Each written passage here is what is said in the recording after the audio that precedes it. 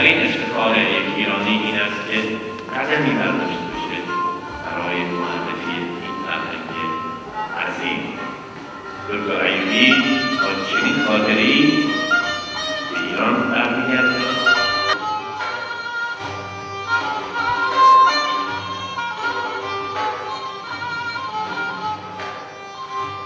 Récit partir mon ami Ayoubi. Il fallait que je lui dise tout ce qu'il a apporté à ma modeste ville, à la France.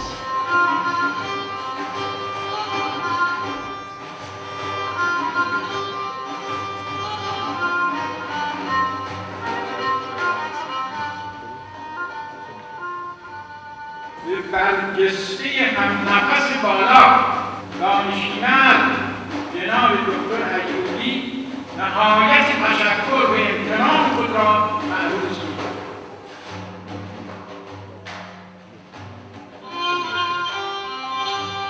Un accident au genou m'empêche de venir saluer Ayatollah Ayoubi ce soir.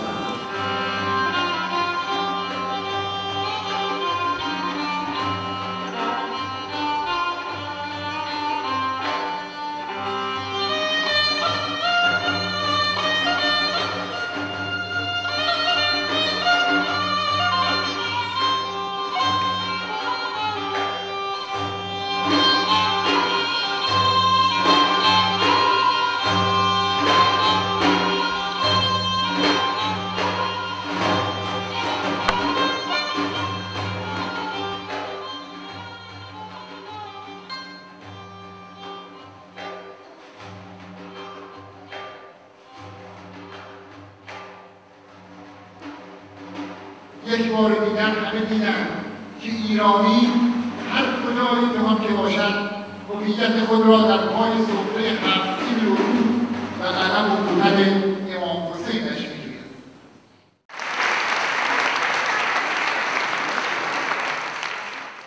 در این شب با استفاده از فرصت قرار شد که از زحمات همکار عزیزمون آقای دکتر ایوبی قدردانی بکنیم. رایزنی فرهنگی رسالت بزرگی به عهده داره در عرصه معرفی فرهنگ، هنر، تمدن و ادب ایران به مخاطبین فرانسوی خود و همچنین جلب و جذب ایرانیان مقیم فرانسه که جا داره از زحمات بسیار جالب و قابل تقدیر جناب دکتر ایوبی و ابتکارات خوبی که در این زمینه به خرج دادن در این مدتی که در اینجا بوده تشکر بکنم. نه تنها از طرف خودم، با اجازه شما از طرف همگی شما. Et je ne pouvais pas laisser partir mon ami Ayoubi. Il fallait que je lui dise tout ce qu'il a apporté à ma modeste ville, à la France. C'était le messager de la civilisation perse iranienne. Cette grande civilisation. La France est une grande civilisation, mais à côté, nous sommes des amateurs.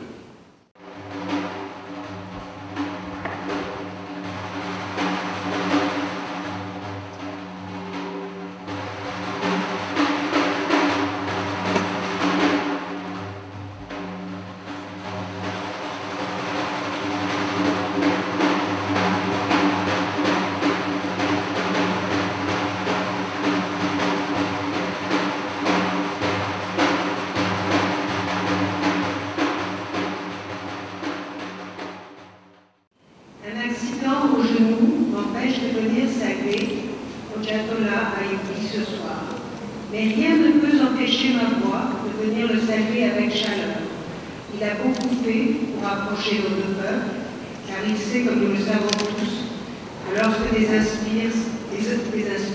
empires s'écroulent et que des peuples se dispersent ou même disparaissent, comme les peuples qui occupaient la France à l'époque préhistorique, c'est toujours la beauté qui survit. C'est toujours l'art, l'expression, tout ce que nous appelons la culture, qui reste, qui dure et qui nous réunit dans une commune émotion.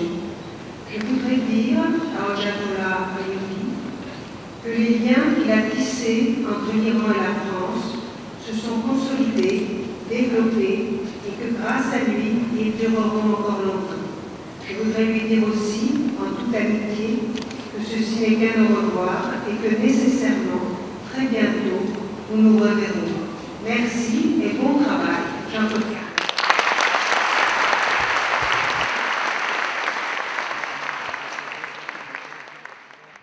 بزرگترین افتخار یک ایرانی این است که قدمی برداشته باشه برای معرفی این فرهنگ عظیم. دکتر ایوبی با چنین خاطره‌ای به ایران برمیگرده تا کار بزرگتری رو در صحنه وسیع اجتماعی کشور ما آغاز کنه.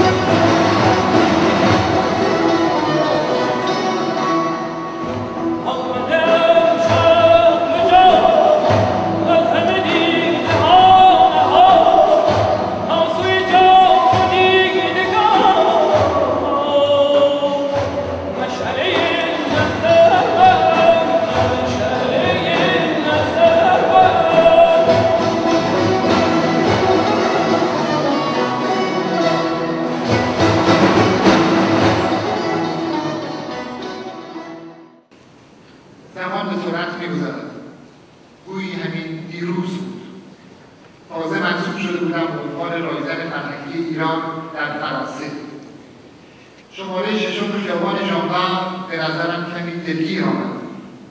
ایرانی‌های مقیم را نمی‌شناختم، ولی دوستشان داشتم. دلتنگ همه شماها بودم، ولی در فهرست آدرس‌ها نشانی از شما نمی‌یافتم.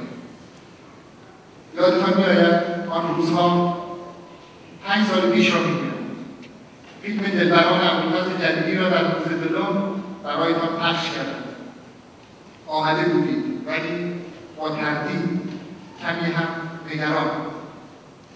این را از نگاهاتان میشد فهمید. آن شب آرزو کردم امروز را، یعنی روزی که همه با هم به نام ایران و برای ایران زیر یک سر و با یک آواز سرود ایران دور هم جمع شویم، دست در دست هم با افتخار، سرهایمان بلند و دلهامان پر از عشق و امید. هیچ فراموش نمی‌کنم هفته فرهنگی ایران را در شهر رسیده بودیم. 7 روز پر افتخار، ده‌ها هنرمند ایرانی در رشته‌های مختلف، نام خلیج همیشه فارس بر در و دیوار شهر. آن روز از لبخند رضایت شما و از احساس غرورتان انرژی گرفتم. از آن روز خانه فرهنگ به وجه که نه، به رقص آمد. در ژانویه 2003 با بچه‌های خانه فرهنگ با هم پیمان شدیم. عهد کردیم که خود را نبینیم، شما را ببینیم، ایران را ببینیم. به هم گفتیم لبخند رضایت ایرانیان پاداش همه شب نخوابی‌ها و شنبه‌ها و یکشنبه‌های کاری. از آن پس دیگر ژانبرگ اداره نبود. حسن فرشتیان، اشرت‌الله ابراهیمیان، علی توحیدی، علی رازی، خواهران بزرگه و امروز دوست عزیزم آقای نادر آزاد، معاون رایزنی، حامد صدیقی، آرش امینی و دیگر کارمندان دیگر کارمند معمولی نبودند و نیستند. حتی سید عباس راننده پاکستانی ما هم در این برنامه‌ها حس گرفته و او هم دیگر یک راننده عادی نیست، با هم همپیمان شد. برنامه‌هایی که پس از دیگری از پی هم آمد، هفته‌های فرهنگی ایران در بین، پاریس و ده‌ها شهر دیگر برگزار شد. سفره 7 سین و بهار ایرانی از پاریس ششم تا سه‌سوزمیدیه و لیون و تولوز گسترده شد. دیگر حرکت آغاز شد. در برنامه شیراز بهشت ایرانی دیدم که خیلی از شماها آمدید. در تزیین سالن و چیدمان فرش عشایر و تابلوها دیگر تنها نبودیم.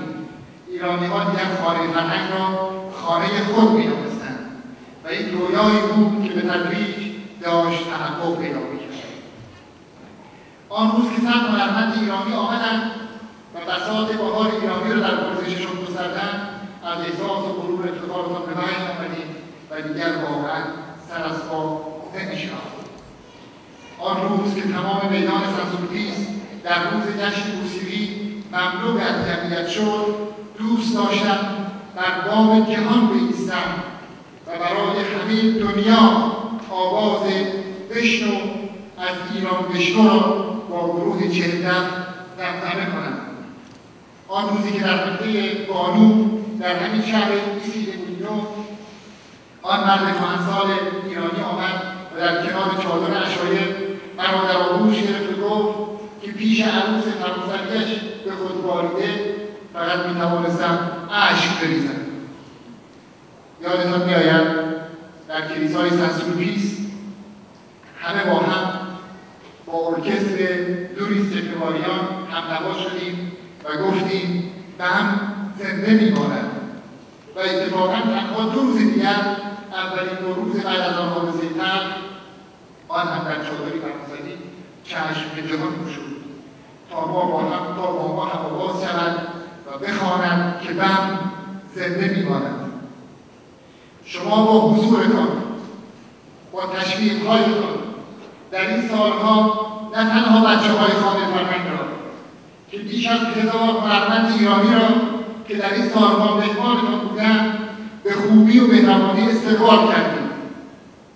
آنها آمده بودند تا از سر و روی شما گرد و غبار غربت را بزدایند، اما شما با نگاهتان، سوت و کف‌هایتان و مهمان نوازیتان آن هم به رسم ایرانی نگذاشتید که آنها احساس غربت کنند.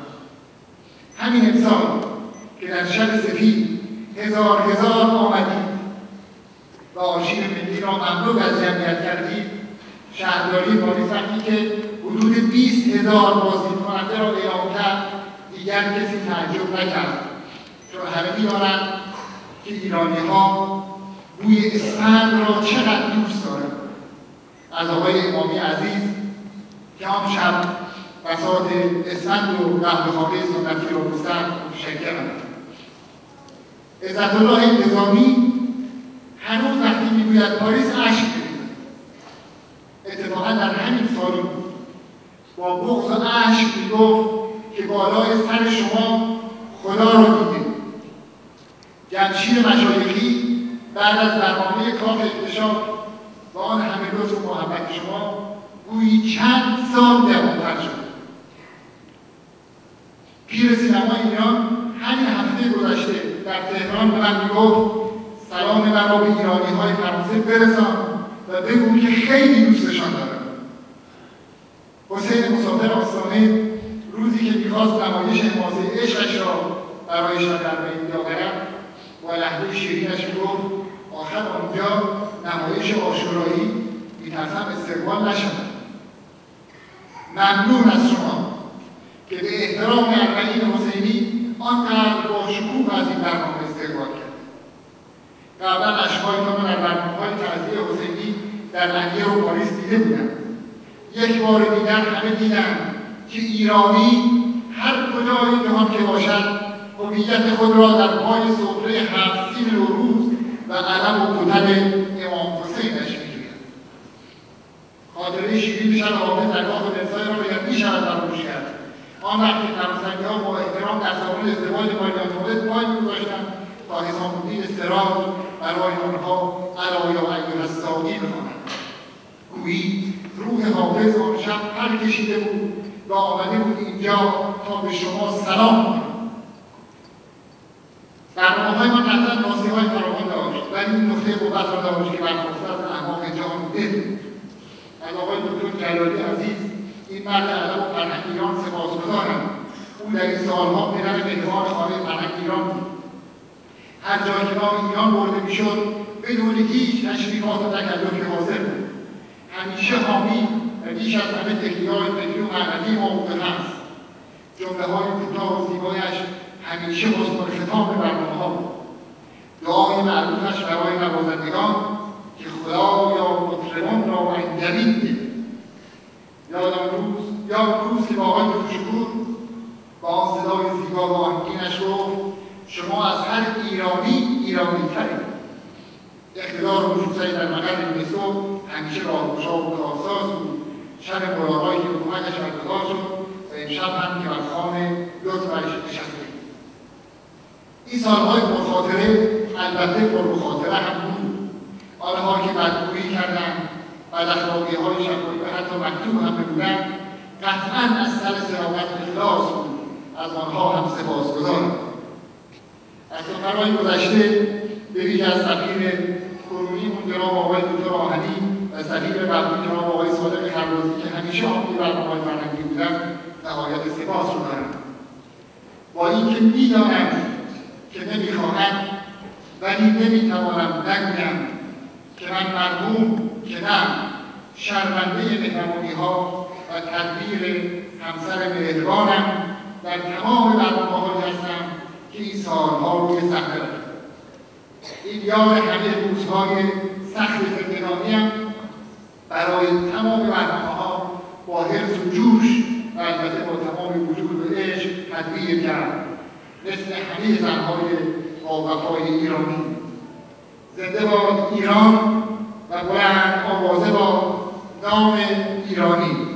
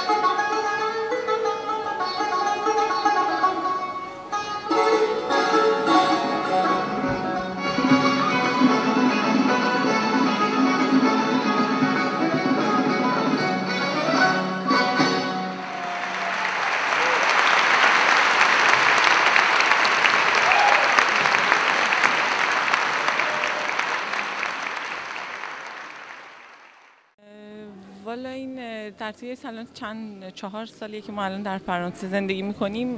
هر برنامه‌ای بوده ما شرکت کردیم. از لحاظ همین برنامه‌های فرهنگیشون واقعا برنامه‌های خیلی خوبی داشتن، خیلی برنامه‌های جالبی داشتن. همین برنامه‌های موسیقیشون، برنامه‌های تئاترشون واقعا در رسوندن فرهنگ ایرانی خیلی موثر بودن. مخصوصا رایزنی فرهنگی که به آقای ایوبی بودن تا الان، انشالله که رایزنی بعدی هم بتونن وظایف خودشون رو مثل همین آقای ایوبی که بودن انجام بدن. و واقعا ما از احساس غربتی نمی کردیم اینجا که بودیم. این چند ساله هر برنامه‌ای بوده، هر مراسمی بوده، میدونستیم که یه جای خبری هست که بریم و شرکت کنیم.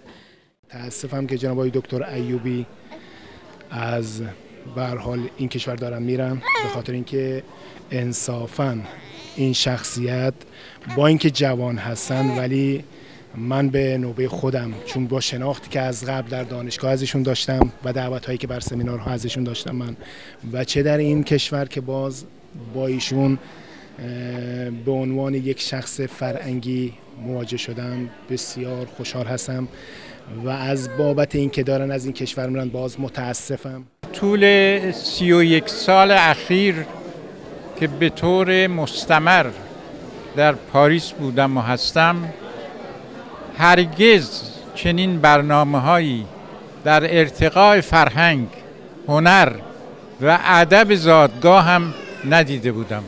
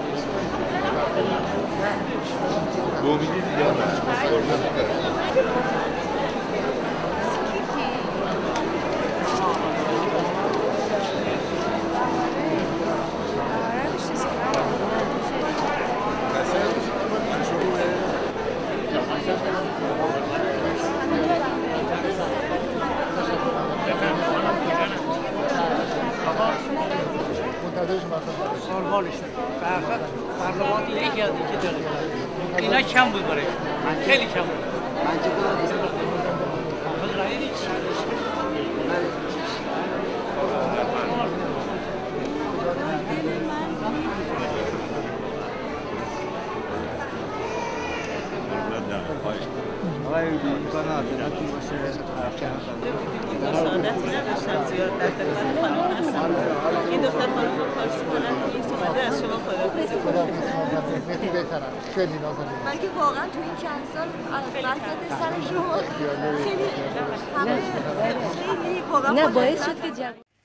La première des choses qui frappe chez Hadj Ayyoubi, c'est bien entendu sa culture immense, celle d'un érudit. Mais la deuxième chose qui frappe et qui vient tout de suite après, c'est son amitié. Des gens intelligents, on en voit tout le temps, surtout dans mon métier. Mais des gens qui ont l'intelligence du cœur, on en voit beaucoup moins. Ça se compte sur les doigts des mains et Hadjat en fait partie. Cela dit, notre relation m'a appris énormément de choses. Tout d'abord, il m'a éclairé, il a été en quelque sorte mon guide, non seulement dans l'histoire, dans la culture iranienne et perse, mais surtout dans la mentalité, dans les petites nuances, en fait ce qu'on appelle tout simplement la civilisation perse, la civilisation iranienne. Mais bien entendu, le chemin est encore long. C'est bien pour ça d'ailleurs que sur ces conseils, on a refait, on a relancé le projet de voyage culturel en Iran. C'est grâce à lui que le premier a été un événement formidable. Il y a eu un avant et un après le voyage d'Iran, pour nous, pour les Cahiers de l'Orient, pour les lecteurs des Cahiers de l'Orient. Et tout cela est incontestablement ancré dans nos mémoires. Cela dit, sur un autre plan, Hadjat n'est pas seulement un ami très cher, mais c'est quelqu'un qui a aussi fait énormément pour l'Iran, dans ce pays complexe qu'est la France, parce que nous sommes des gens qui adorons être manichéens. Il y a les bons d'un côté, les méchants de l'autre. Et lui a fait énormément pour amener précisément les Français à mieux appréhender, mieux apprécier cette civilisation iranienne qui, pour des Français, paraissait complexe. Cela dit, ce qui est formidable, c'est que non seulement il leur a fait aimer l'Iran, mais il leur a donné envie de comprendre l'Iran et les Iraniens. Et ça, c'est énorme. Des exemples me viennent à la tête, une multitude de projets qu'il lançait en même temps, des expositions itinérantes, des conférences itinérantes également dans toute la France.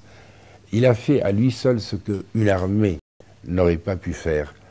La preuve, lorsqu'on a mis les pieds en Iran en septembre 2004, la première chose que les gens ont dit au bout de 24 heures, les lecteurs des cahiers, les amis des cahiers, mais c'est pas ce qu'on voit à la télévision, c'est pas ce qu'on entend à la radio. Et là, l'objectif était atteint. On commençait à découvrir, grâce à lui, à l'organisation qu'il avait mis sur place, la diversité de l'Iran. Et en définitive, on est rentré au bout de 15 jours amoureux de l'Iran. C'est pas étonnant, mais il fallait nous faire palper, nous faire toucher du doigt toutes les diversités, toutes les paradoxes parfois, mais surtout toute la richesse du cœur iranien. Et ça, Hadjat, on te le doit. Bonjour à Hojjatollah Ayyoubi. D'ailleurs, la première fois que j'ai entendu son nom, j'ai compris Ayatollah Ayyoubi. Donc j'ai compris ensuite que c'était Hojjatollah Ayyoubi, et ce qui est un prénom et non pas un rang religieux. Ça a été notre première rencontre. Et puis, très vite, j'ai compris que, comme beaucoup d'Iraniens, il était un homme de culture, un homme généreux, un homme attentif, prudent, avec bien évidemment sa vision du monde et ses parts de progressisme et de conservatisme. Mais j'ai compris que c'était un homme qui aimait la France et que, comme conseiller culturel de l'Iran à Paris, nous pourrions avoir des échanges constructifs, intelligents, et qu'il accepterait, je crois, ma liberté de parole et de pensée. Moi qui suis un laïc, je pouvais parler avec un homme qui, lui, est un homme donc proche de la religion, de l'islam. Et malheureusement, je regrette que beaucoup de Français, et d'ailleurs beaucoup de citoyens dans le monde, ne connaissent pas l'Iran.